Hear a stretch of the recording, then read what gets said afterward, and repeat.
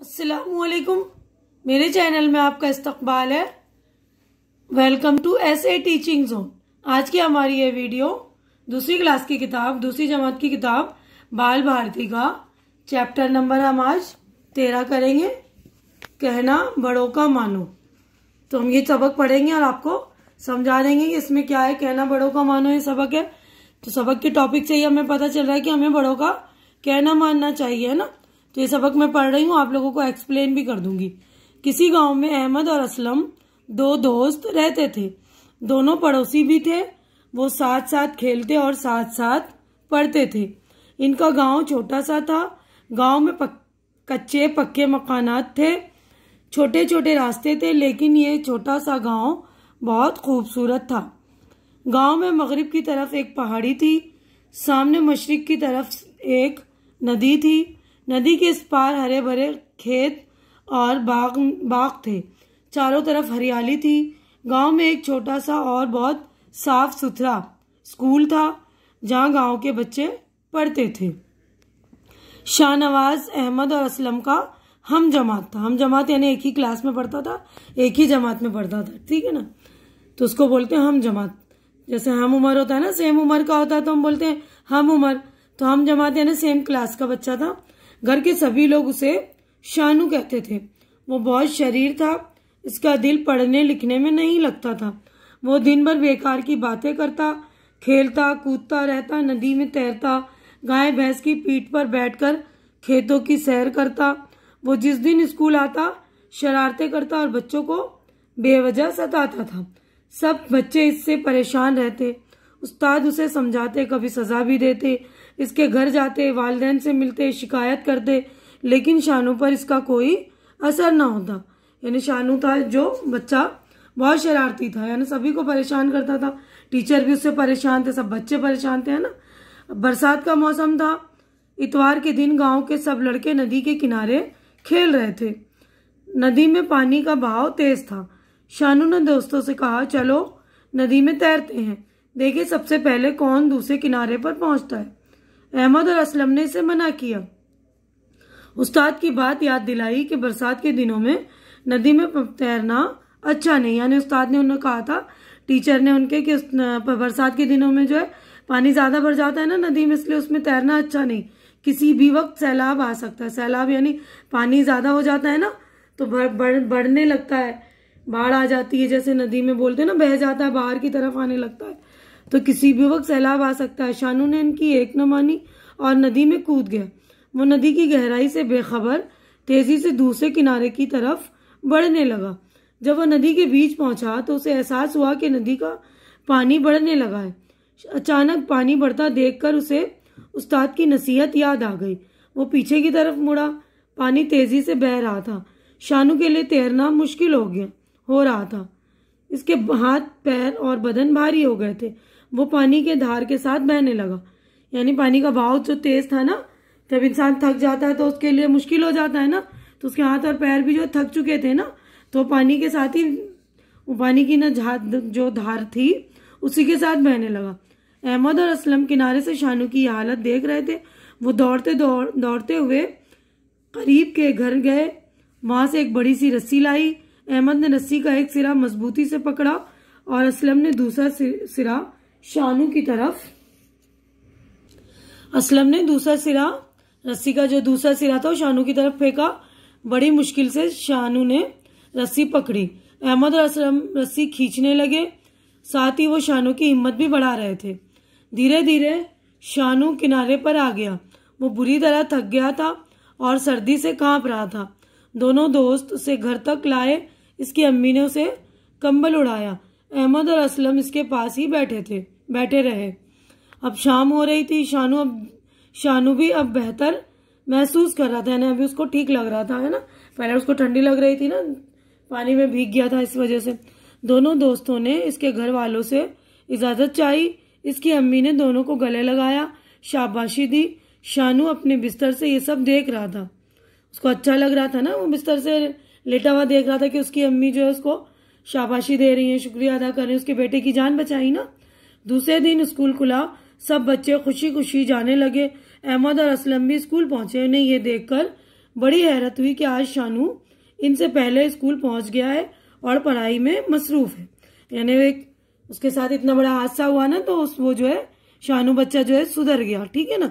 तो बच्चों आप लोग भी जो बड़ों की बात माना करिए, जो उस्ताद कहें, माँ बाप कहें, तो हम जो है बड़े जो कहते हैं बच्चों की भलाई के लिए बातें कहते हैं, तो हम उनकी बातों को ध्यान में रखना चाहिए ना, और उनकी बातों को मानना भी चाहिए। ठीक है ना। तो हमारे यहाँ पर देखिए पूरा लेसन यानी पूरा सबक हमारा कंप्लीट हो गया। अब यहाँ पर हमारी मश्की सरगर्मियाँ शुरू हो गई हैं यानी एक्सरसाइज। अब देखिए देखो, पढ़ो, लिखो। तो हमें देखना है। अब देखिए तोड़ तोड़ कर बताया पढ़ने का तरीका। खूबसूरत, तो देखिए हम पढ़ेंगे खूबसूरत, तो ये लिखना भी हमें इस तरह खूबसूरत। अब देखिए मगरिब, ठीक है ना, पढ़ लीजिएगा मगरिब। इसी तरह देखिए मशरिक लिखना भी हमें। शरारत, तो शरारत। एहसास, मसरूफ। तो आप लोग के पास बुक है तो बुक में लिखिए, नहीं तो अपनी जो कॉपी है आप लोग कॉपी लीजिए और लिखिए, है ना। क्योंकि आजकल लॉकडाउन चल रहे हैं, बहुत सारे बच्चे ऐसे जिनके पास बुक्स नहीं है ना, जिनको बुक नहीं मिली या कुछ बच्चों ने बुक खरीदी नहीं है, तो वो लोग जो है अपनी कॉपियों में ये काम कर लीजिए, है ना। और मेरे चैनल पे जो लोग नए हैं या जो लोग पहली बार मेरे चैनल को विजिट कर रहे हैं, जिन्होंने सब्सक्राइब नहीं किया, तो प्लीज़ मेरे चैनल को सब्सक्राइब करके मेरी हिम्मत बढ़ा दिया करिए, क्योंकि चैनल का सब्सक्राइब करना बिल्कुल फ्री है। आप लोग चैनल सब्सक्राइब करते हैं तो हमारी हिम्मत बढ़ जाती है, तो प्लीज़ हमारी हौसला अफजाई कर दिया करें। तो अब हम सवाल की तरफ बढ़ते हैं। देखिए नीचे दिए हुए सवालों के जवाब लिखिए, तो हमें सवालों के जवाब लिखने हैं। देखिए 3 यहाँ पर है और आगे जो है देखिए यहाँ पर टोटल जो है 8 सवाल आते हैं। तो इसके जवाब भी मैंने आप लोगों के लिए बना दिए, तो आप लोग ध्यान से देख लेंगे।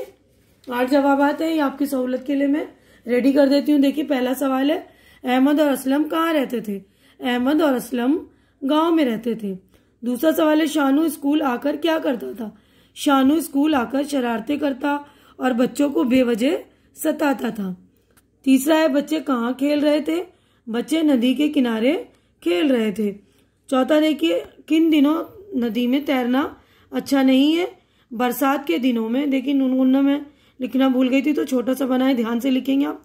बरसात के दिनों में नदी में तैरना अच्छा नहीं। शानू को किस बात का एहसास हुआ? शानू को एहसास हुआ कि नदी का पानी बढ़ने लगा है। पानी को बढ़ता देख शानू को क्या याद आया? पानी को बढ़ता देख उसे उस्ताद की नसीहत याद आ गई। नसीहत यानी कोई अच्छी बात कहते हैं ना बड़े हमारे भलाई के लिए, उसको कहते हैं नसीहत। 7वां सवाल है, अहमद और असलम करीब के घर से क्या लाए? अहमद और असलम करीब के घर से रस्सी लाए। शानू की अम्मी ने अहमद और असलम का शुक्रिया किस तरह अदा किया? शानू की अम्मी ने दोनों को गले लगाया और शाबाशी दी। ठीक है ना। तो ये शुक्रिया अदा करने का एक तरीका है कि उनको गले लगा के उनको शाबाशी दी, है ना। अब हम अगले सवाल की तरफ बढ़ते हैं। जोड़ियां बनाओ। देखिए ये हमारे 8 जवाब हो गए ना कंप्लीट। उसके बाद ये जोड़ियां हमें मैचिंग करनी है, तो मैंने देखिए जोड़ियां भी लगा दी। देखिए गांव, खूबसूरत, मौसम, बरसात, शानू शरारती, उस्ताद नसीहत। ठीक है ना। तो चैप्टर से मुतालिक ये जोड़े हैं, तो ये जोड़ियां मैंने लगा दी, देख लीजिएगा आप लोग अच्छे से। अब उसके बाद सबक की मदद से खाली जगह भरो।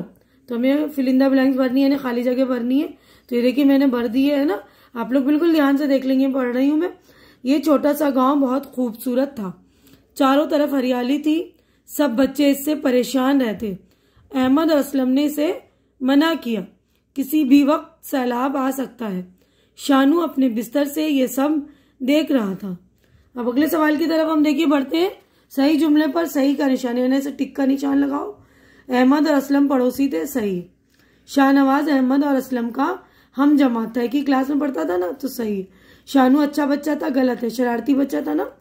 गांव के लड़के नदी के किनारे खेल रहे थे, सही। असलम और अहमद एक बड़ा सा डंडा लाए, गलत है। क्या लाए थे? रस्सी लाए थे ना। अम्मी ने दोनों लड़कों को डांटा, गलत। दोनों लड़कों को गले लगाकर शाबाशी दी थी ना। अब अगले सफे पे हम चलेंगे, अगले क्वेश्चन की तरफ बढ़ते हैं। तो देखिए अगला क्वेश्चन है, अहमद और असलम के गांव के बारे में लिखो। मिसाल जैसे दिया, देखिए गांव छोटा सा, मकानात कच्चे पक्के, रास्ते छोटे छोटे, स्कूल साफ सुथरा, खेत हरे भरे। ठीक है ना। तो ये अहमद और असलम के गांव के बारे में। अब उसके बाद देखिए 4 उर्फी लफ्ज तलाश करके लिखो। तो देखिए 4 उर्फी लफ्ज पे मैंने नीचे निशान बना दिया है, आप लोग उसको निशान को देखकर आप लोग अपनी कॉपी में लिख लेंगे। ठीक है ना। तो देखिए अहमद 4 उर्फी है, तरफ 4 उर्फी नहीं है क्योंकि सिर्फ तो रा हर्फ है, 3 लफ्ज है, 3 हरूफ है इसमें। देखिए असलम, उसके बाद है मगरिब, उसके बाद है दोस्त, ठीक है ना। तो बाकी सारे नहीं है। इसमें देखिए 5 लफ्ज है, काफ नून अलिफ रे, ये ठीक है ना। और इसमें 2 3 है, इसी तरह 4 ये है, अहमद, असलम, मगरिब, दोस्त। उसके बाद देखिए आगे बढ़ते हैं हम। ऐसे लफ्ज तलाश करो जो नून गुन्ना पर ख़त्म हो, जिसमें जैसे ये हो है ना, नून गुन्ना की आवाज़ आती है। तो गाँव, दिनों, दोस्तों, दोनों, बच्चों, ठीक है। देखिए अंडरलाइन कर दिया मैंने। तो आप लोग अपनी कॉपी में अच्छी तरह से लिख लेंगे ध्यान से।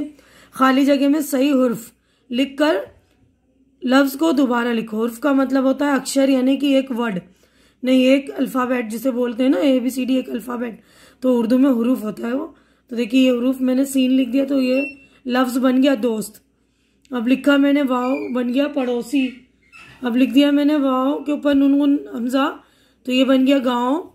ड़ लिखा है मैंने, देखिए पहाड़ी, नून शानू, रे लिखा है इतवार, नून लिखा है तैरना, लाम लिखा हालत, लाम लगाकर ये यहाँ पर लिख देंगे आप स्कूल, ठीक है ना। बिल्कुल ध्यान से कर लेंगे। अब इस पर तजदीद मतलब जिन लफ्ज़ों पर ज़रूरी हो इन पर तजदीद का निशान लगा। हमें तजदीद का निशान लगाना है, ठीक है ना। तो हमें तजदीद का निशान लगाना है। देखिए मैं बता रही हूँ आप लोगों को तजदीद का निशान लगाना। तो देखिए मैंने तजदीद का निशान लगा दिया है। तजदीद की अलामत ये निशान देखिए, ये अम्मी, जिसकी आवाज़ 2 बार आती है ना, अम्मी, तो ज़बर भी लगा दिया है मैंने। अलिफ ज़बर अम, अलिफ मीम ज़बर अम, मीम येज़र मी, तो मीम को 2 बार पढ़ना है। अम्मी, रस्सी, बच्चों, ठीक है ना। तो 3 लफ्ज़ों पर तजदीद लग गया है। अब उसके बाद देखिए 2 चश्मी वाले लफ्ज़ के गिर्द दायरा बनाओ। दायरा बनाना है। ये देखिए 2 चश्मी है, ये छोटा, खेलते, साथ, पढ़ते, खेल, सुथरा, खेत, अच्छा, घर, ठीक है ना। तो ये जो लफ्ज़ होते हैं 2 चश्मी है, इसको बोलते हैं।